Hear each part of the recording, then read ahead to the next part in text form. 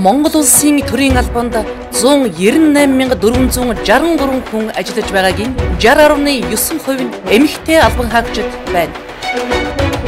Тэд өнөөдөр Монгол улсын төрийн захиргааны төв байгууллага болон нутгийн удирдлагын бүхий төвшөнд боловсрол, эрүүл мэнд, урлаг, соёл, нийгмийн хамгаалал болон тусгай чиглэлийн бүхий салбарт мөр зэрэгцсэн амжилттай ажиллаж байна.